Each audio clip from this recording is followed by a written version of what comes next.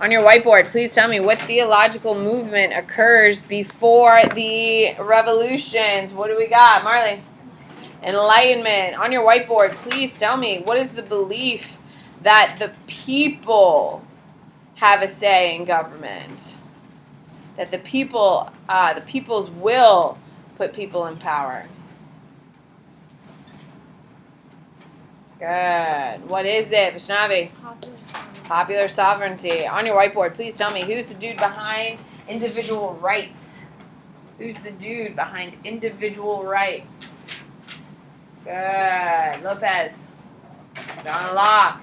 On your whiteboard, who's the dude behind freedom of speech? Yeah. If it's dead, just let it lie. Is it dead? Good. What is it, Gabby? Voltaire. On your whiteboard, please tell me what is the name of John Locke's book?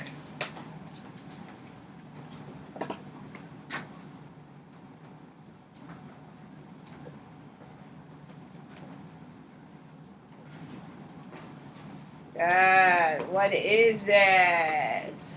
What do we got? More. There you go. What's the name of Rousseau's book?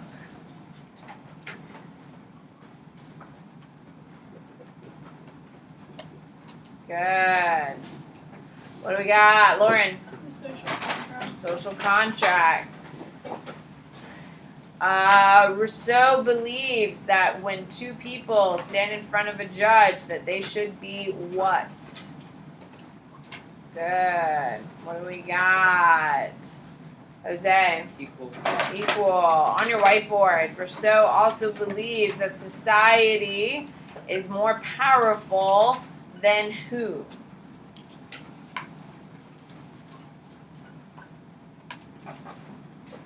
Good. Then who? Miranda? The ruler or the sovereign or anything to that. On your whiteboard, please tell me, every single colonist in America believed that they were first and foremost a what? Good. They were what, Andrew? British citizens. On your whiteboard, the cause of the American Revolution is the French and Indian War. The French and Indian War is part of what larger war? No, Sean. You're about 93 years off, bud. What is it? Mackenzie? 7 Years War. On your whiteboard, what are the two teams of the 7 Years War? Put a star next to the winner.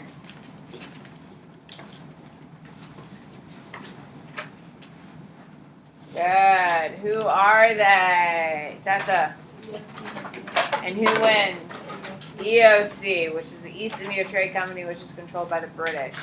On your whiteboard, please tell me, what is the first tax that's levied on the colonists post French and Indian War? Good. You do need to know that the Sugar Act, which is the answer, is the first tax levied. I don't care if you know the order of the other ones, but you need to know the sugar tax is the first tax. Is everyone clear on that? You need to know that.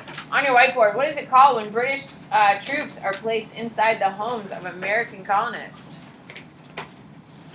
Good. What is it even? Quartering. You can raise your hand and tell me why. What are the two reasons why the British would use quartering? Carly. Yeah. Yeah, you can spy and it's cheaper. Absolutely. On your whiteboard, please tell me. Is that where we left off as taxes? We got a little further? We left off at taxes. Perfect. Here we go. So, the last tax is the tea tax. Of course, then we have the Boston Tea Party, which is when we throw all the my ancestors threw it all in the water for you. You're welcome. And that's going to start happening more and more. Okay. Tea, we got the tea, right? Perfect. So, the first thing you need to know is that Americans are going to start boycotting. Is that where we left off? Is that our first piece of new information? Boycotting? Okay. You need to know that Americans are going to be boycotting British goods. Who can raise your hand and explain to me what boycotting is? What do we got? Ethan? You refuse to buy something. And why? What is the goal of doing that, Ethan? Why do people use boycotts? Yeah, absolutely. If I wanted to hurt you really badly, messing with your money is the best way to do it. Can we agree? Okay, so messing with people's money is the most effective way to see a change, so they start boycotting. Boycotting is all about messing with people's money. So they start boycotting British goods, and this is what is going to trigger a response from the British the most. Okay, boycotting because it's going to hurt the British wallet, which is going to have an official response. Okay, you need to put a star next to this. The official quote of the American Revolution is "No taxation without representation." That is the official chant of the American Revolution. Of course, there's other ones like "Don't Tread on Me," which was created by Ben Franklin. But the big one for the American Revolution is "No taxation without representation." And I'm pretty sure that's a test question. Okay, so in 1774, you should just be aware it's 1774. You don't need to memorize it, but be aware. In 1774, we create the Continental Congress. This was made illegally. Okay? All of your founding fathers who participated in the Continental Congress were breaking the law. You need to know that. It was created illegally. Originally, it was supposed to smooth relations with the British. Okay? Why did they want to smooth relations and not continue to ignite relations? Why? Lopez? Yeah. Do you think they could win a war? When we look at it back today, do you think the Americans should have won the American Revolution? No. The idea of going to war with Britain was a delusional one. It's still a delusional one. When you look at all the facts and you're like, how the hell did this happen? Now, I am a true American patriot. I love America. I talk a lot of shit about America, but I love America, and I am so proud of our heritage. I think we have a lot of mistakes, and we can do better, and we need to do better, but I love this country. With all that being said, we shouldn't have won the damn war. It was a complete fluke, and if we fought it 400 more times, we would lose the other 399. However, we won this one. So, our forefathers did not want to fight. They wanted to kind of soothe tensions. In 1775, and you should note this down, tensions begin swinging towards war. 1775, tensions start swinging towards war because the British won't give anything up.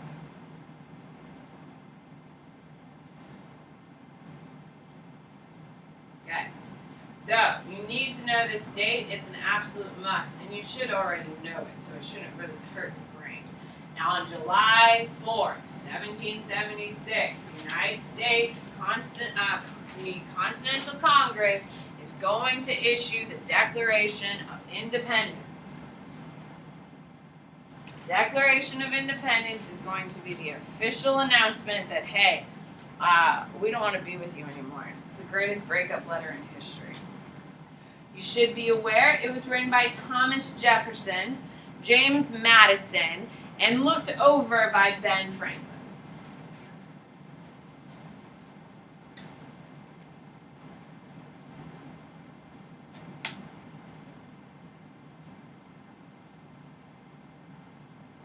Okay.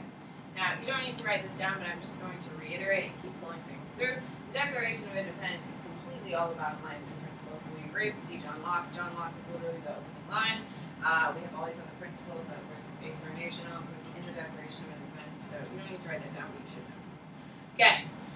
War is declared, ladies and gentlemen, with the Declaration of Independence. Every single person who signed the Declaration of Independence literally signed their death warrant. Okay? And who signs it the biggest? Who signs it the biggest? The goddess. What do you got, Lauren? John Hancock. John Hancock, just a little background knowledge, because this is the stuff I love more than anything, and that I need to go faster, but I can't help it. John Hancock got completely screwed over by the British, just like a lot of other merchants, because they're going to start closing down ports and start punishing merchants because they started boycotting British goods. John Hancock lost his family business, and he was pissed off and started sabotaging the British by doing like pirating and stuff, like pretty cool guy. And as a big screw you to the British, he wrote his name really big so the British knew that he was involved in all this stuff, on top of a bunch of pirating and all that stuff, so that's why he wrote his name so clear. If you look at all the other names, they all look a little scratchy, like they've never written their names before. The reason why their names look like shit on the Declaration of Independence is because they knew by signing this piece of paper, they've literally signed their death warrant. If we lost the war, every single one of those founding fathers who signed the Declaration of Independence would have been massacred in public in a completely grotesque way for challenging the authority of the British. They knew that, which is why if you look at them, they're like super scrawly, except for John Hancock. John Hancock does not give a shit. So, fun fact. So, war is declared. War is declared. It breaks off into two fractions, two major fractions. We have patriots who are pro-revolution, pro-America, and then we have the loyalists or the Tories who are pro-British. Okay, so it breaks up into two fractions. Now, at the beginning of the war, it is more like 60-40 for the British. However, as the war goes, it kind of swings back and forth to 50-50, and then eventually goes to about 80-20. Two fractions are patriots and loyalists and Tories. Okay, so we have a couple local. We have some other people involved, but those are the two major ones. Now, ladies and gentlemen, I don't have you copy down a whole slide unless it's something you need. Yes, so you're going to copy this whole slide down. It happens very rarely, but you do need it. All right, so this is what I would say: strengths. This would be the heading I would write. Would be strengths. So for the American side, strengths of the American cause. We have logistical advantage. What is a logistical advantage? What does that mean? Andrew? It's easier for you to get supplies. Oh, well, logistical advantage means that we have the geographic advantage. Okay? So if we live here, as the Americans live here, and we have a bunch of boys from England who have never been here before, who's going to know the land better? Them or us? Us, absolutely. They may know the roads, but we know all the deer paths. We know all the hunting paths, all the back roads to get places. That's a huge advantage, which of course Washington's going to exploit. We have the popular support. When the American infantry comes into a town, people are excited to see them. When the British come into town, people in most places of the colonies aren't thrilled to see them. But in some places they are. In New York, they're pretty well received, actually. Okay? Now, I don't want you to write support of British rivals. I mean, don't erase it. But who is the support? Who do we get? The French. I want you to know it's the French. The French come to our aid. And what did the French bring us? What don't we have that the French have? And we need them in Yorktown. Andrew? Well, they do have money. They do support a lot of weapons.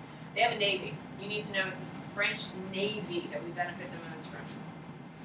Okay, the Battle of Yorktown. The reason why we win the Battle of Yorktown is the French blocked the English escape from Yorktown and trapped them there, and that's how we win. So without the French Navy, we would not have won the war. And George Washington provides imaginative military leadership. It's a huge deal. Underneath Washington, you need to write that he uses spy rings, intelligence collection, and guerrilla warfare, which is spelled right here, guerrilla warfare.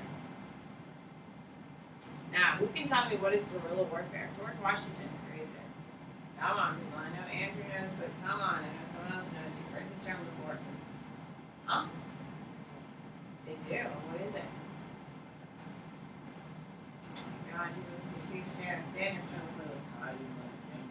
Absolutely. Ambush style. Now, ladies and gentlemen, the British could not be defeated on the field of battle. They couldn't. Every time we put our farmers up there with guns, they would shake and then they would run away before the first shots are fired. Is that how you win a war? No. So, Washington knew we couldn't stand and fight. So what he did is he would have us shoot the British before they got to the field. So we would stand behind a tree and go, pew pew, and then hide behind a tree.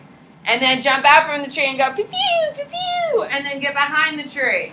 We would kill them on their way to the battle. Then they would get to the battlefield, and we would stand there for about 10 seconds, and then we would run away. And then as the British left the battle, guess what we would do to them? Pew pew, hide behind a tree. Pew pew, hide behind a tree.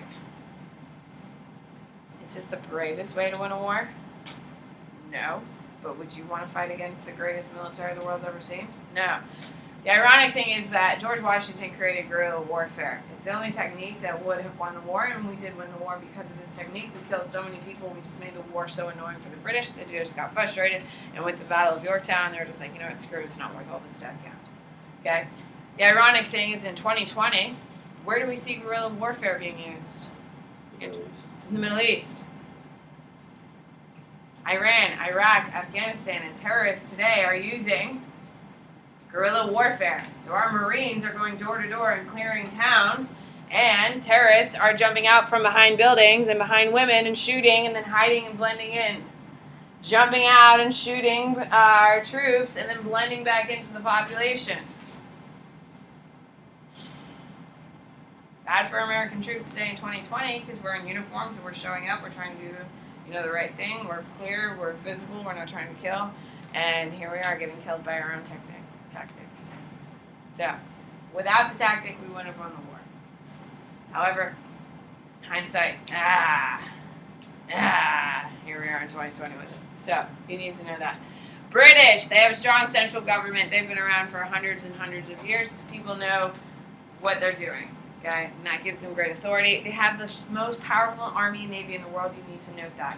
It is the most powerful one in the history of the world to this point. Ladies and gentlemen, that's a big, big deal. You also need to know the Loyalist population are going to be spies on the Americas and give the British lots of intel.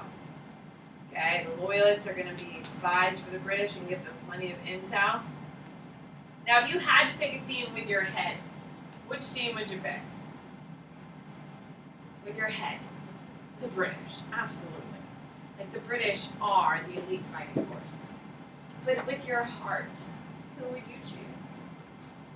No American British. Oh my God, get the hell out. Man, come on, we got Washington land. Alright, so you need to know we win the war in 1781 with the Battle of Yorktown.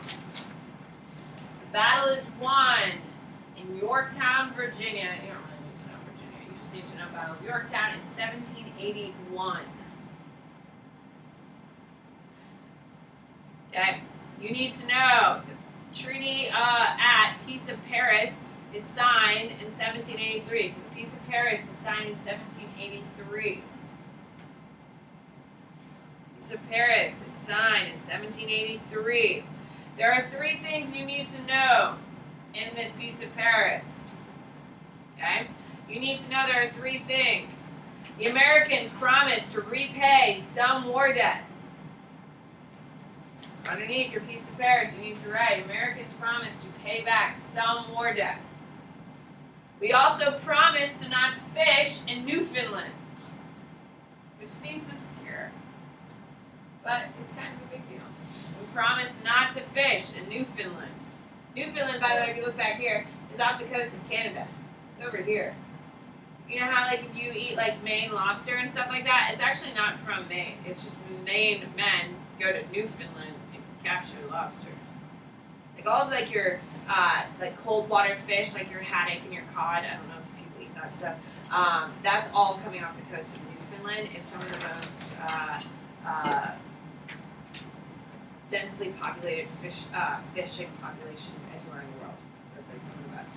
Okay, and then the third thing you need to know is that the Americans were to promise to not move north towards Canada. Now keep in mind, when the 13 colonies were formed, there was no such place as Maine, New Hampshire, or Vermont. They were not supposed to move north, because that was Canada. And Canada belonged to the British still. Now, you're going to put another big star. The Americans ignore all of this after 1783. So we make all these promises at the Peace of Paris. We're going to pay back. We're not going to go fishing in Newfoundland, and we're not going to move northward. And we, as soon as we get the document signed, we get our independence. We're like, oh my God, I forgot. So in 1812. The British invade the United States for breaking the Peace of Paris.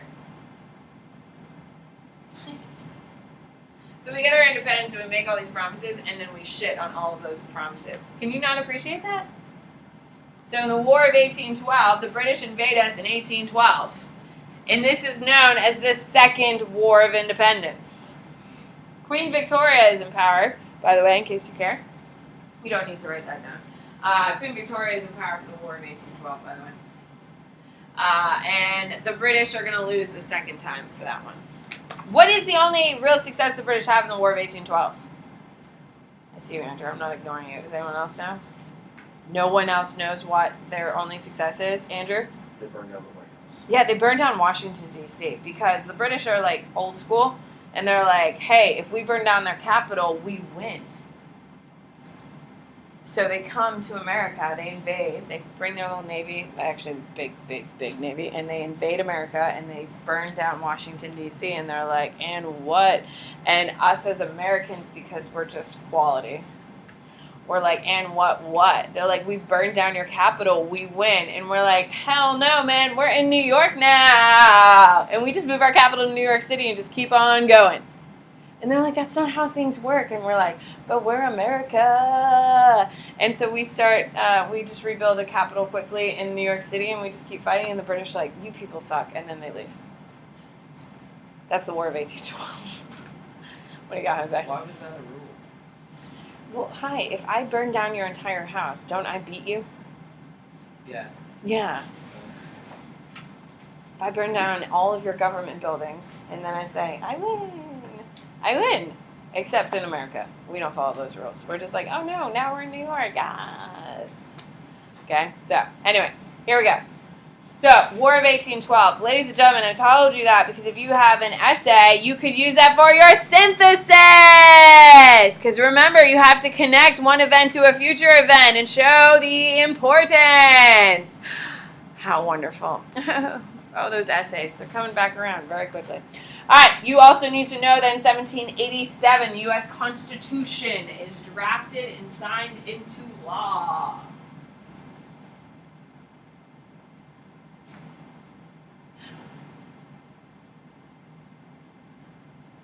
Okay, so in 1787, the U.S. Constitution is drafted and put into law. Of course, you shouldn't have to write this down, but of course, it's all based on Enlightenment principles, of course, yes. Okay, it's a living document. What does a living document mean? Oh my God, people. What do you got? Mariella? Yeah, it still continues. It's still growing and changing and being adopted and crafted and adjusted and all this stuff, so it's pretty cool. Okay, ladies and gentlemen, you're going to write, your next heading is the American Revolution inspires other revolutions. That's your next heading. The American Revolution inspires other revolutions. Okay, underneath it, you're going to write 1. So the first revolution is, of course, the American. Okay, so 1 is the American. 2 is French. 3 is Haitian. 4 is Mexican. 5 is Latin America. Those are the 5 major revolutions that you need to know the order of, ladies and gentlemen. So, the American Revolution will directly influence the whole gaggle of revolutions, and there are 5. It goes American, French, Haitian, Mexican, Latin America. Here we go. I hope you enjoyed the American Revolution.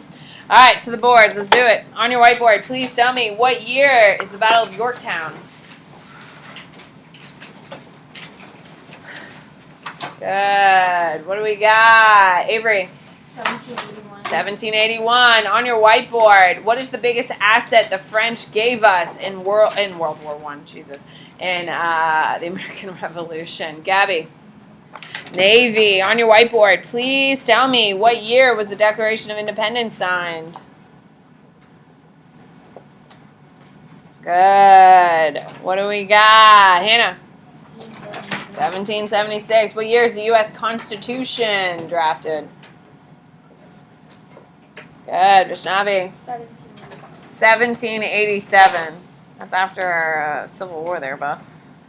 On your whiteboard, please tell me what is the name of the document that ends the American Revolution? Make sure you are using the right terms. Good. What is it more? Peace of Paris. Peace of Paris. If you call it the Treaty Paris, that's not going to work because that ends the Napoleonic Wars. And then you have the Treaty of Versailles, which will end World War I.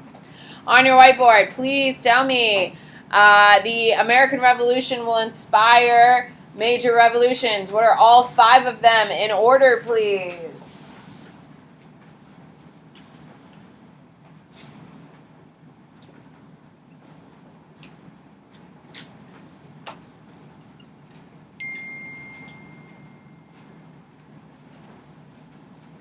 Good. Daniel, what are they? American, French, Mexican, There you go. On your whiteboard, please tell me. The American Revolution will directly cause what following war, which is known as the Second American War of Independence? Good. What is it? Sean? The War of 18. War of 1812. All right, here we go. Skip a space. Center it. French Revolution.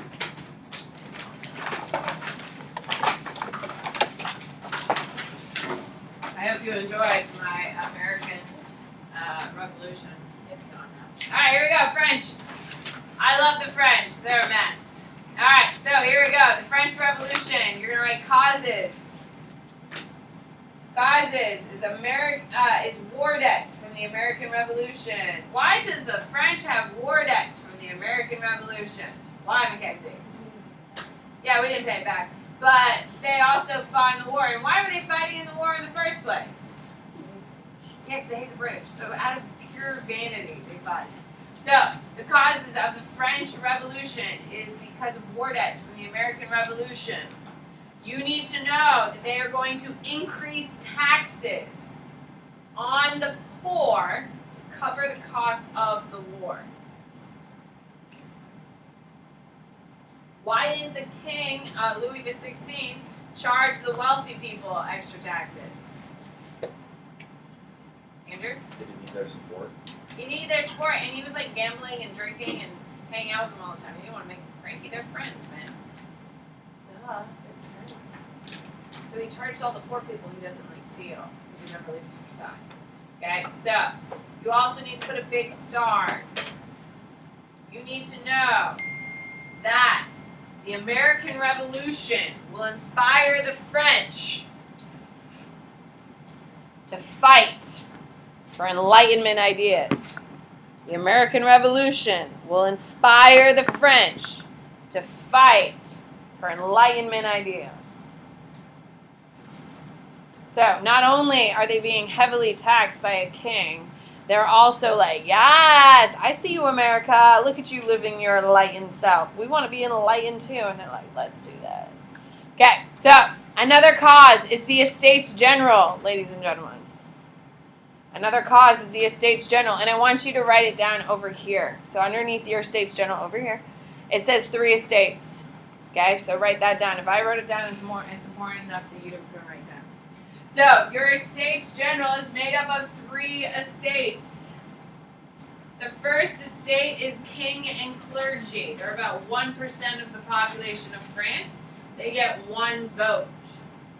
The second estate is all of your lords and nobles, and they make up about 2% of the French population. They get 1 vote. And then you have the third estate. And they are made up of everybody else. And they are 97% of the population. And they get 1 vote. For a grand total of 3 votes. Ladies and gentlemen, this may be a surprise, but who do you think loses every time? Yeah, the third estate loses every time. Because the king and the lords and nobles are always going to vote along the same lines. Can we agree? So, the Estates General is a complete sham. Okay, so the Estates General is made up of 3 estates for a total of 3 votes. Once it's called, each of the estates gets 1 vote. The third estate always loses. And they're like, hey, look, we voted. It just didn't work out for you, man. And that's how they tried to quell it. Okay, underneath, you're going to write this down. So Louis the 16th, who is the King of France at the time, Louis the 16th is going to call the Estates General to raise taxes. I said rise, it should be raise. To raise taxes. Okay? They do raise taxes. They do it in 1789.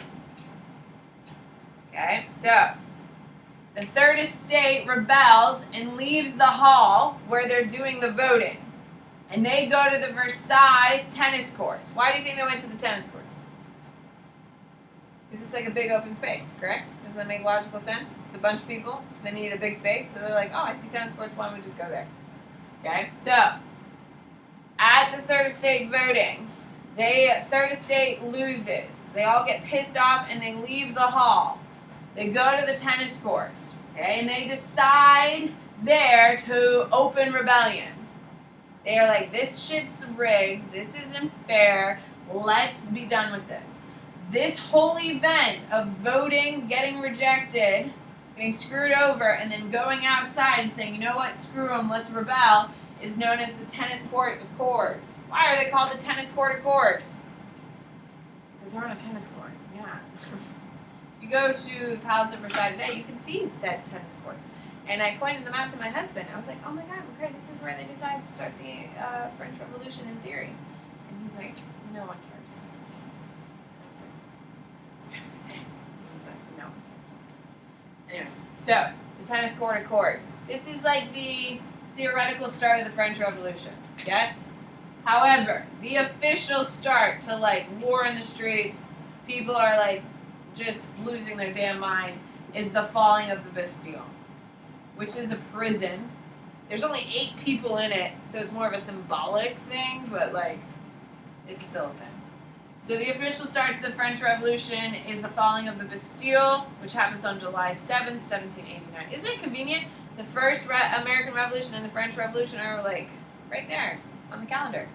Which if you go to France and you're in Paris on Bastille Day, it's like chaos. Like everything is closed and like people are just everywhere in the streets. It's like a big deal. Just like the 4th of July here. A lot of places are closed.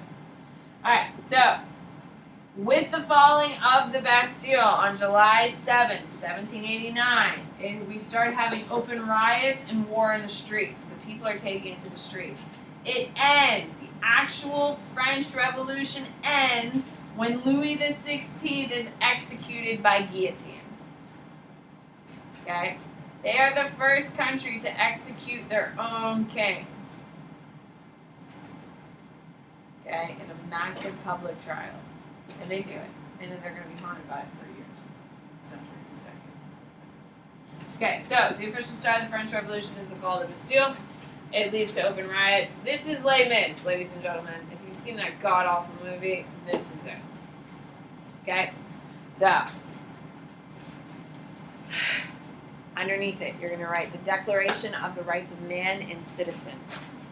Underneath that, you're going to write the Declaration. Are we glad we're back on content? Are we glad we're back in school with a routine? Oh my God. You see how much we've gotten done today? We're like practically into the reign of terror. This is so exciting. What a time to be alive. Isn't it great to be back in AP World? Grinding through content. Oh, just the best. Alright, so the Declaration of Rights of Man and Citizen, you need to know it's based on the American Declaration of Independence. Yeah, see what they did there? Declaration. You need to know that they put equality of men, white men. If you're a minority, you're still not taken care of. It's only white men. Napoleonic Code is going to reach out to the racial minorities in France, and that will kind of unify a little bit, but it's still white dudes. And women, we're definitely not taken care of, so like, obvious. Okay, so it's the equality of white men, okay? And they are going to use Enlightenment beliefs. That's all I need you to know, okay? You need to know that this is the major document they are going to write, and it's all based on Enlightenment ideals. Okay, you're going to put a big star, and you're going to write liberty, equality, fraternity. Fraternity, so they only care about that? Men, they don't give a shit about the women. But who was a huge part of the French Revolution? Women. Who were a huge part of the American Revolution? Women. Who gets screwed over in both? Women. Anyway, so liberty, equality, fraternity is their major catchphrase. You know how like we have no taxation without representation? They have liberty, equality, fraternity. If you go to France, you go to Paris today, you'll see it in French, obviously, written all throughout the city. You need to know that they create the National Assembly. That is their legislative body. Ladies and gentlemen, what is the legislative body of France today? The National Assembly. Macron is the leader of the National Assembly. He's the Prime Minister of the National Assembly. Okay? You need to know the French are going to remove all religions from France. So they kicked the Catholic Church out.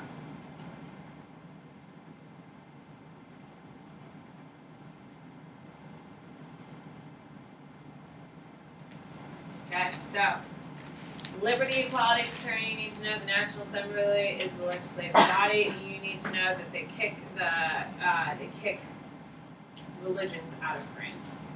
Okay, all right. That is the end of the French portion. Remember, the French Revolution has how many parts? 3. So skip a space, center it. We're now going to join the second part of the French Revolution, which is known as what? Lopez. What is the name of the second part?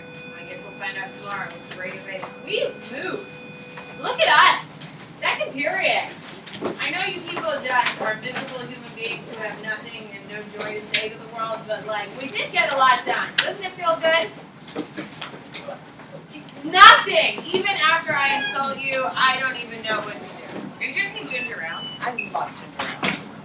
I have ginger ale in my fridge. It makes me so happy. Goodbye.